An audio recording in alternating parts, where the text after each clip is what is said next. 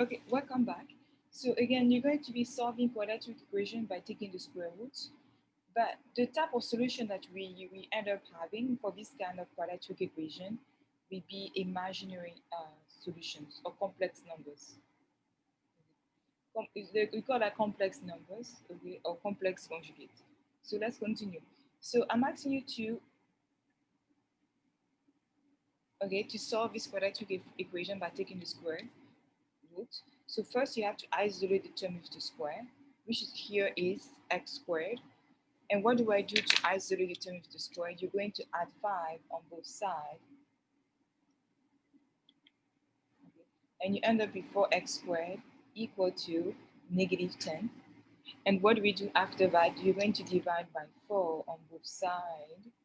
And you end up with x squared equal to, and this fraction can be simplified by dividing by 2, top and bottom. So I get negative 5 over 2.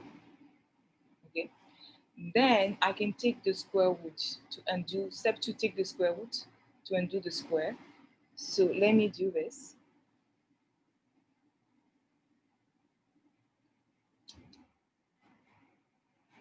Okay, alert, alert.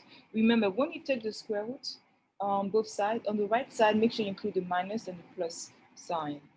And then you end up with x equal to minus and plus negative, the square root of negative 5 over square root of positive 2. Okay, so now, okay, so I know that the square root of a negative number is an imaginary number, okay, with the unit I.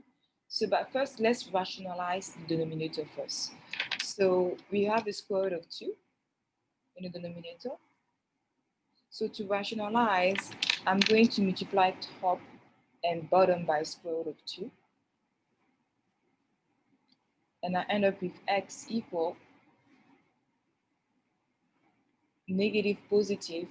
So square root of, okay, so I can, because it's a multiplication, so to find the answer is going to be negative 5 times 2 is going to be negative 10 over, so square root of 2 times square root of 2 is going to be square root of 2 times 2, which is 4. So the square root of 4 is 2.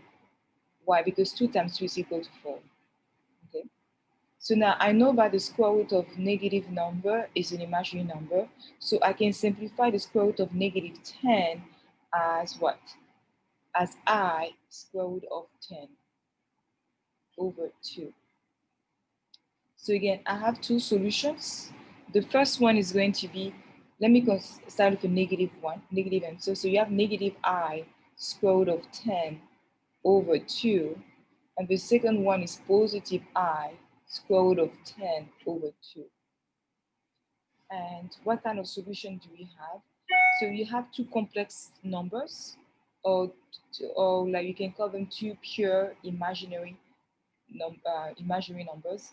If there's no real numbers, we call that pure also. Another name for it is pure imaginary numbers. But what I want you to get practice is you're going to call it complex conjugate.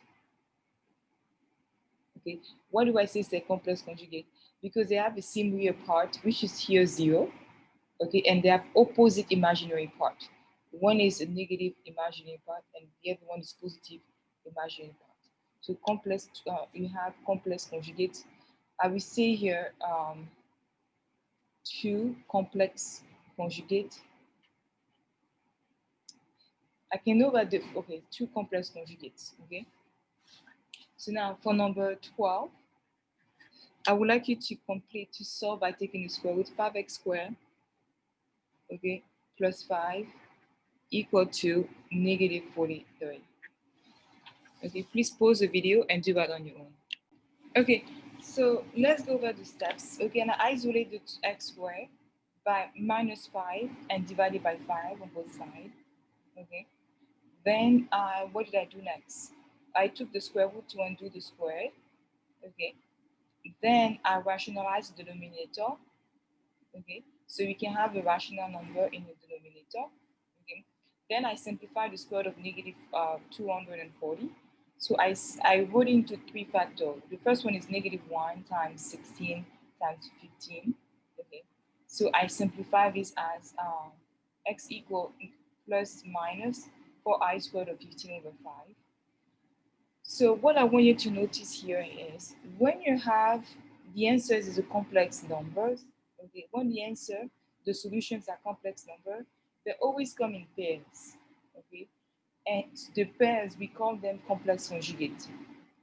Maybe so the phrasing too complex because complex numbers, when the solution are complex numbers, um, like complex number always come in pairs, like and and we call them complex conjugate. That's what I'm trying to say.